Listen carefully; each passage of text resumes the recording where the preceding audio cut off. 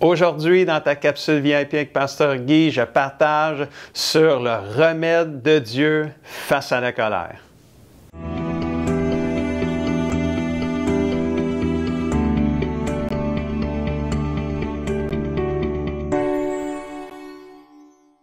Bonjour mon ami et bienvenue à ta capsule VIP. Aujourd'hui, j'ai une super capsule pour toi et c'est toujours une joie et un privilège pour moi de pouvoir nourrir ton âme afin de t'aider à grandir et devenir tout ce que Dieu veut que tu deviennes. Es-tu prêt à nourrir ton âme aujourd'hui? Je crois que oui. Et le titre de la capsule aujourd'hui, c'est le remède de Dieu face à la colère. Et on part avec un verset, là, ça va partir solide.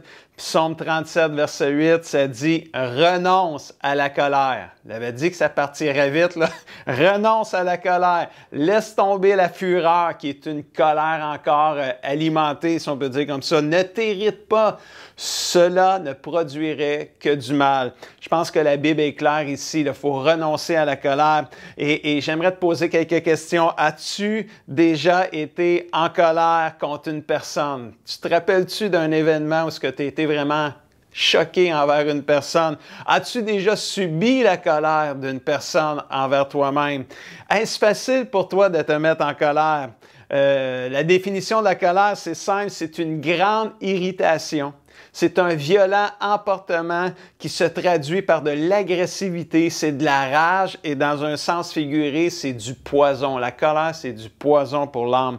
La colère est souvent le résultat de ne pas avoir obtenu ce qu'on voulait et tu m'as fait ceci ou cela, alors tu dois payer en retour. C'est comme si c'était une dette envers moi, là. La colère se perçoit dans des paroles comme celle-ci. Tu m'as volé ma réputation, tu m'as volé mon enfant, tu m'as volé mon adolescence, tu m'as volé des années de ma vie, tu m'as volé mon héritage, etc.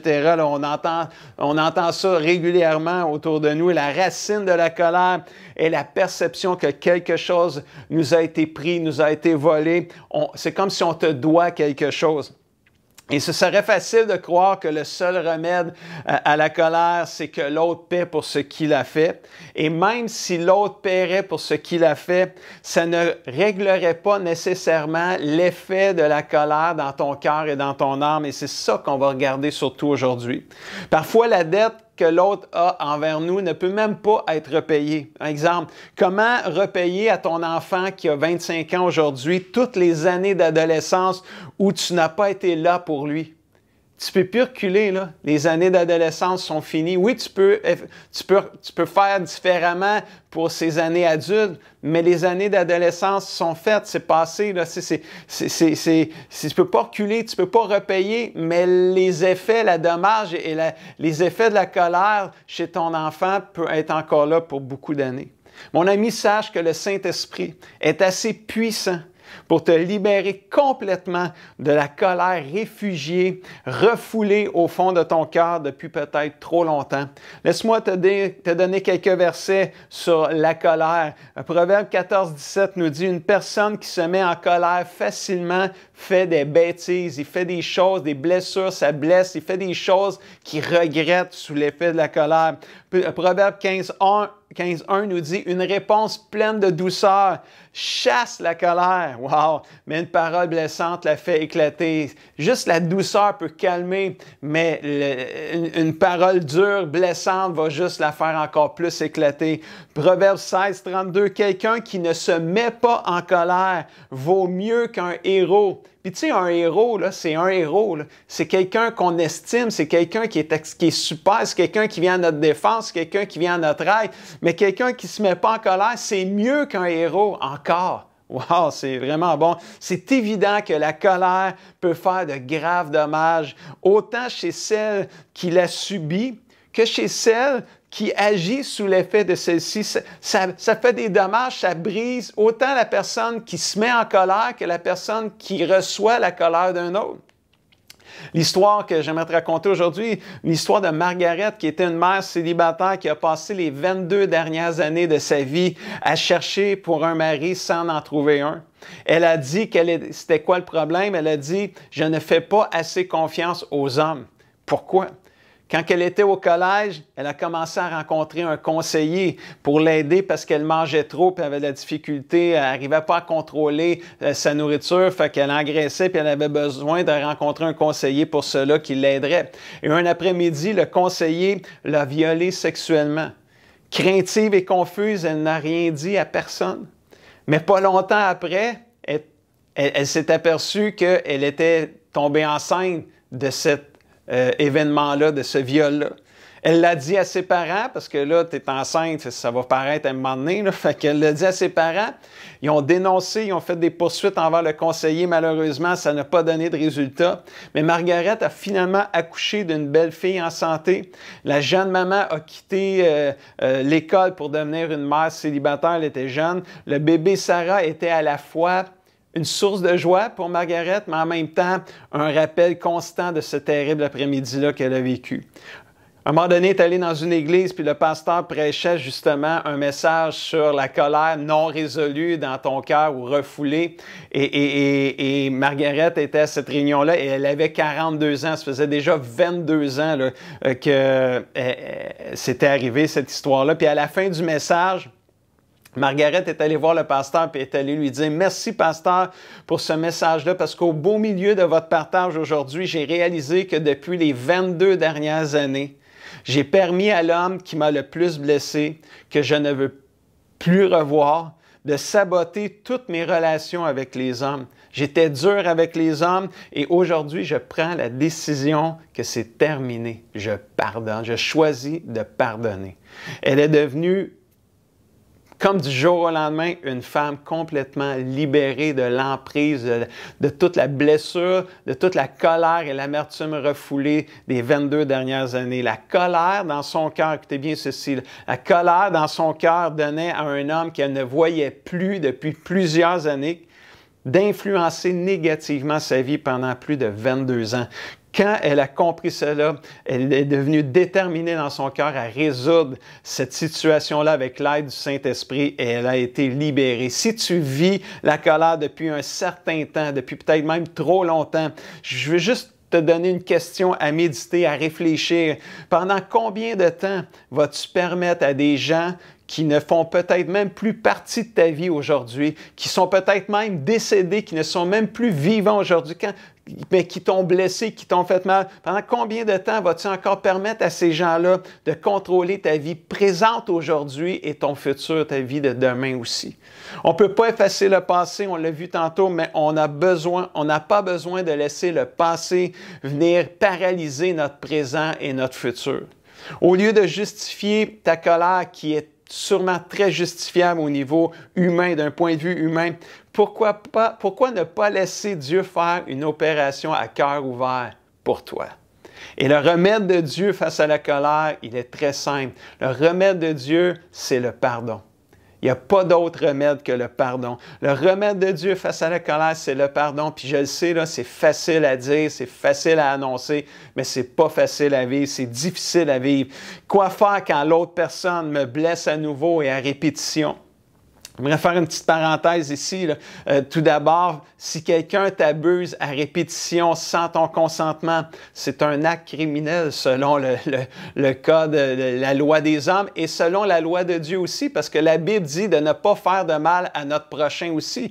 Donc, c'est bien de dénoncer à la police puis de laisser la justice faire son travail pour ta protection, ta sécurité. Puis en dénonçant à la police aussi, ça va empêcher peut-être l'agresseur d'en agresser d'autres personnes aussi. Donc, il y a un côté correct, c'est correct de le faire, mais moi, aujourd'hui, je veux surtout parler pour ton âme à toi. Tu peux dénoncer à la police, c'est une chose, mais il faut que tu règles la colère refoulée, l'amertume dans ton cœur si tu veux être complètement libéré. Pour ton âme et ta santé spirituelle, le pardon demeure le remède de Dieu pour te guérir et te libérer de la colère et de l'amertume. La colère et l'amertume continuent d'être un combat pour bon nombre de chrétiens sur cette terre parce il y a toujours quelqu'un qui nous blesse à quelque part, qui nous fait du mal à quelque part et on a à dealer avec ça, excusez le mot anglais, on a à dealer avec ça dans notre relation aussi avec le Seigneur. Et Éphésiens 4, 31, ça dit « Ne gardez pas dans votre quoi? Dans votre cœur le mal qu'on vous a fait. Ne vous énervez pas, ne vous mettez pas en colère. » Ça le dit, c'est clair. « Faites disparaître de chez vous les cris, les insultes, le mal sur toutes ces formes. » Puis pour bien comprendre ce verset-là, là, c'est toujours bon de savoir c'est qui a écrit ça, ce verset-là. C'est qui a dit ça? Là? Ne gardez pas dans votre cœur le mal qu'on vous a fait. Paniquez pas, énervez-vous pas, mettez-vous pas en colère. C'est qui a écrit ça? C'est l'apôtre Paul. L'apôtre Paul a écrit ça. Mais sais-tu, il était où quand il a écrit ça? Il était en prison. Il a été emprisonné injustement. Il était dans une prison, puis les prisons de l'époque de l'apôtre Paul, c'est pas comme les prisons d'aujourd'hui. C'est très, très différent. Et Paul était en prison parce qu'il annonçait la bonne nouvelle de l'amour de Jésus-Christ. Il était emprisonné, maltraité en prison, puis dans la prison, il écrit ce verset-là. Ne gardez pas dans votre cœur tout le... Il vit ce qu'il est en train d'écrire aux chrétiens, de pratiquer, il est en train de le pratiquer lui-même. Mon ami, la colère non résolue va t'entraîner dans l'amertume si tu ne le règles pas. C'est tellement important. La colère et l'amertume, c'est deux virus plus destructeurs que le virus de la COVID-19. Puis tu as peut-être besoin d'un bon antivirus ou d'un bon vaccin, si on peut dire ce mot-là aujourd'hui. Puis cet antivirus-là, contre la colère et l'amertume, c'est le pardon. C'est le remède de Dieu pour la colère, face à la colère et l'amertume, c'est le pardon. Et l'apôtre Paul continue au verset 32, puis il dit, au verset 32 d'Éphésiens 4, il dit, le verset suivant, le verset qui dit de ne pas garder dans notre cœur le mal qu'on nous a fait, il dit « Soyez bons et pleins de compassion les uns envers les autres. Pardonnez-vous comme Dieu vous a pardonné en Jésus-Christ. » Le pardon est ce qui permet d'être bon et plein de compassion envers les uns et les autres, même ceux qui nous ont blessés. Ce pardon, c'est le reflet du pardon que Dieu nous a fait en Jésus-Christ pour nos propres péchés. Comme Dieu nous a pardonnés, vient donner un nouveau standard au pardon envers ceux qui nous ont offensés. C'est comme si, comme Dieu nous a pardonné, ça rend le pardon possible, même si humainement, il peut être difficile à offrir. Jésus parlait, il a raconté une histoire parce qu'à un moment donné, l'apôtre Pierre il a dit « Combien de fois qu'on va pardonner à ceux qui nous ont fait du mal? » Une couple de fois par jour, une fois de temps en temps. Puis Jésus, il dit, gars, on va régler ça, Pierre, tout de suite. Tu vas pardonner 7 fois, 70 fois par jour. Ça, c'est 490 fois par jour. Autrement dit, on est comme condamnés à pardonner là, tout le temps les gens qui nous font du mal. Puis Jésus, il dit, regarde, je vais te raconter une histoire, Pierre, pour t'aider à comprendre l'importance du pardon. Puis là, c'est l'histoire des deux serviteurs. Puis dans Matthieu 18, verset 23, ça dit, c'est pourquoi le royaume de Dieu ressemble à ceci. Un roi veut régler ses comptes avec ses serviteurs. Il commence, puis on lui amène un serviteur qui lui doit des millions de dollars d'argent. Le serviteur, verset 25, ne peut pas rembourser. Il n'a pas l'argent pour rembourser. Alors le roi donne cet ordre, vendez-le comme esclave. Puis n'oubliez pas, vendez aussi sa femme, ses enfants, puis vendez tout ce qu'il y a, là, puis il va pouvoir payer sa dette comme ça. Mais le serviteur se met à genoux devant le maître, puis il dit, « Maître, sois patient envers moi, je te rembourserai tout, je vais m'arranger, mais tu sais, vends pas ma femme, vends pas mes enfants, aie pitié de moi. » Et la Bible dit au verset 27 que le maître est plein de pitié pour lui et il supprime sa dette et le laisse partir. Et là, Jésus est en train juste de montrer comment le pardon, c'est tellement puissant, c'est tellement important. Puis lui, il a pris une histoire avec quelque chose qui était populaire et compréhensible pour les gens de l'époque, c'était la dette. Tu sais, tu dois de l'argent, mais tu dois me le repayer. C'est comme ça qu'il a expliqué le pardon, parce que des fois, quand quelqu'un nous fait du mal, c'est comme il y a une dette envers nous, il doit nous le repayer. Jésus est en train de démontrer que le pardon est comme ce que le maître a décidé de faire son serviteur. Il vient annuler la dette, il vient faire grâce finalement à celui qui a fait le mal. Puis le pardon, c'est la décision de pouvoir dire « je pardonne, je fais grâce à l'autre ». Ça brise le pouvoir et l'emprise de la colère et de l'amertume dans ton cœur. Ça te libère, toi, avant tout. Et c'est pour ça que c'est important, le pardon. C'est comme ça que Dieu nous a pardonné. Il nous a fait grâce de tous nos péchés. Bien, il veut que nous, on puisse pardonner en retour avec le même pardon et la même grâce. Ce genre de pardon-là ne fait aucun sens d'un point de vue humain, à moins d'avoir été une personne pardonnée Et c'est ce que tous les enfants de Dieu ont été pardonnés par Jésus. Tous les chrétiens ont été pardonnés par Jésus-Christ de tous leurs péchés. Et si tu vois le pardon avec les yeux humains, tu ne pourras pas pardonner.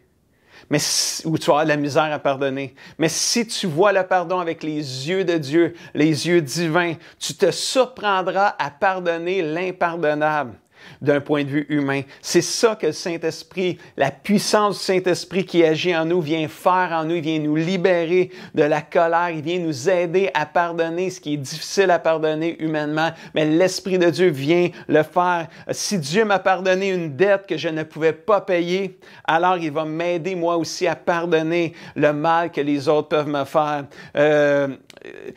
Laisse-moi terminer en te disant que quand tu vas voir le médecin, parce que tu es malade, tu ne cherches pas des coupables, tu veux un remède. Y a-t-il un remède pour que je puisse guérir? Bien, c'est un peu la même chose face à la colère. Des fois, on veut chercher les coupables, mais je pense qu'on a besoin aussi de chercher à guérir. Et le remède de Dieu face à la colère, c'est le pardon. C'est ce que Margaret a fait. Elle a pardonné et elle a été libérée du mal qui lui a été fait, mais après 22 ans d'emprisonnement. N'attends plus une autre année, n'attends plus un autre mois, n'attends plus une autre journée pour être libéré de l'emprise de la colère et de l'amertume.